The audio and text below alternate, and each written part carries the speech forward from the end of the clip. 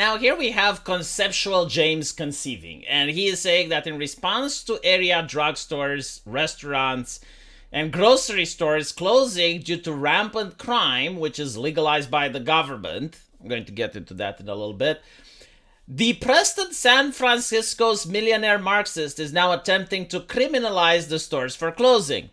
Unfortunately, it seems that his work has inspired psychotic politicians across the country. Ayanna Pressley, an actual member of the United States Congress, just took issue to Washington. So what is conceptual James talking about de facto crime being legalized by the government? I mean, I guess it's a hyperbole because they haven't actually legalized crime, but if I was Don Corleone and I was in charge of the government and I had to try and make it as easy as it is for criminals to do crime, it's difficult to think that you can do a more successful job than the Democrats have already done. I mean, let's look at a couple of things. First of all, if you get taken to jail by the cops, you can be let out with no bail. If you steal less than $900 worth of goods, it's a misdemeanor, and in some cases, it is difficult for the store owners or even the cops to chase you down. They created the culture of defund the police, and even if in some cases they didn't defund the police, they definitely demoralized them. Right? So when you create like this environment where crime goes rampant to the point that CNN actually went into a store, and while they were filming an interview, they noticed a shoplifting happening, and then the person said, oh, well, that's the third one this day. And there's like videos upon videos on Twitter with people shoplifting nonstop. Then it's no surprise that the stores are going to say, well, we can't operate in this place because we're going to become insolvent. And when that happens, the politicians, they blame the stores. Now, I had the conversation with Short Fat Otaku, and it's difficult for me to keep talking with him because, like, we can't agree on a set of principles. But he literally believes is that these politicians, they're bleeding hearts. You know, they have luxury ideology. They're so compassionate. They care so much. And I can't believe this. I genuinely can't, because a politician is not like myself. Like, you wake up one day and it's like, what legislation do I pass tomorrow? And you just like write a piece of legislation and that's it.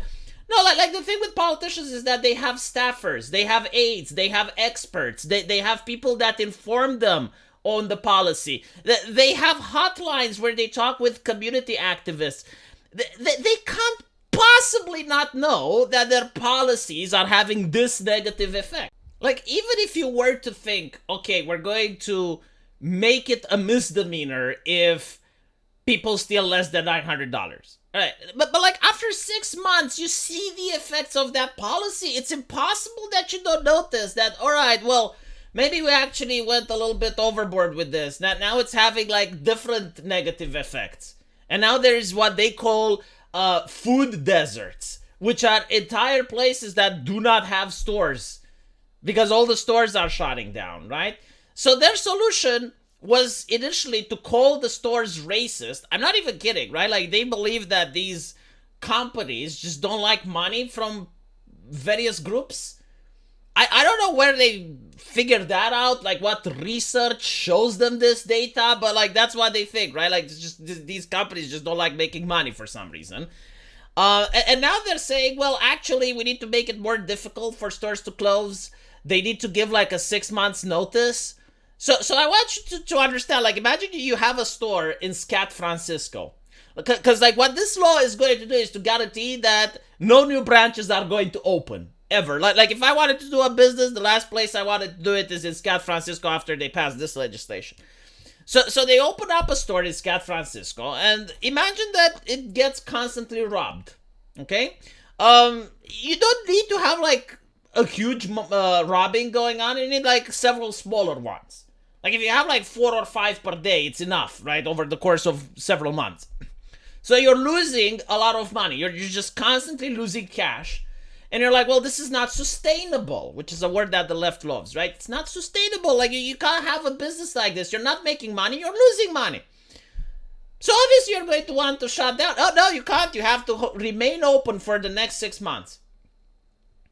It's ridiculous. Not to mention like what this is going to do. Like if I was in charge of these stores, right, and then I have like a place, a branch that's now losing money, I'll be like, well, don't stock it anymore, right? Like if the law says I have to give a 6 months warning, a 6 months warning in advance that I'm going to shut down the pharmacy over there, okay, give the warning. And when, you still pay employees, I suppose. I mean, the thing is still open. It's just there's nothing left to buy. And you go in, and it's like, can I have some? No, we're sorry, we're out. And technically, you're still open, right? You're still open for business. It's just there's no business to be done. I mean, this is what people would do in Eastern Europe. I don't know how they're going to be doing it in America, but it's ridiculous. Absolutely ridiculous. My private company can do whatever it wants as long as it benefits the Democrats, right? Like when it was with social media, like America is free market, capitalism, blah, blah, blah. But when it's about now, companies just saying, well, the government isn't guaranteeing our protection. I mean, they even tried passing legislation, and I think they even succeeded, to prevent the security guard from carrying, to prevent the security guard from trying to stop the mugger. I mean, there was, I remember an Indian store that got viral on Twitter because, like, there was the same guy robbing them 4 times. And at one point, the store owner snapped and took the law into his own hands and started using a paddle in order to apply a correction. Which, again, like, that shouldn't happen. You shouldn't take the law in your hands. But, like, you also should have the government managing to take crime down at an acceptable level so that you can still operate and conduct business, right? And everyone was shaming the store owner. No one was shaming the criminal, by the way. No one was saying it's like, well, the criminal, like, why was... No, like, the criminal is like a force of nature. It manifests itself. It's like a hurricane. Like, crime just happens in San Francisco. It's like a tidal wave, like a tsunami. It just happens, And the problem is the people that try to stop it, or the people that try to move around or figure stuff out. I saw like a commercial for one of the dumbest products that I could ever imagine. It was kind of like a fog dispenser, right? So like when the clerk would press the alarm, that thing would just spray with this white fog everywhere so that people couldn't see and they couldn't know what to take. And I'm like, that is the dumbest shit ever, but I understand why it exists, and I understand why it exists only in San Francisco, because nowhere in the world like people would buy that. Right? But like imagine your shopping experience. Like you're minding your own business, you're just shopping, and all of a sudden, white fog. And if you're like a law-abiding customer, what do? Like you can't even go see where to pay your product and stuff. It's just like, this is created entirely by the politicians. And as you can see, instead of like them backtracking, because like all of this is fixable, right? Like the same way they broke it, the same way they can fix it. But instead of trying to fix it, they're now trying to see how can we fuck with the businesses even more to scare investors from investing in our places. Because that's what you're going to do. You're going to create certain areas, like certain neighborhoods that are going to be renowned for being problem neighborhoods. And then when someone, like, you can punish the stores that are already open there. You can tell those store owners, hey, if you guys want to close, you got to give us 6 months notice, during which time people can rob you blind, basically. And that's fine, right? But what's to prevent other people from opening there? Like, you can't call them racist because someone doesn't want to start a business in a neighborhood. Well, at the end of the day, you can, but they have, like, diversity initiatives. They celebrate Black History Month. They celebrate Pride Month. Good luck calling them whatever you want. It's not going to work. So this is the situation. It's made worse. But anyway, right, let me know what you guys think. And there's a pinned comment in the comment section. I gotta do the e-begging every now and then. I'm sorry, but you do get the best buyer's remorse. So that is that, right? If you scroll down, the pinned comment, there's a blue link.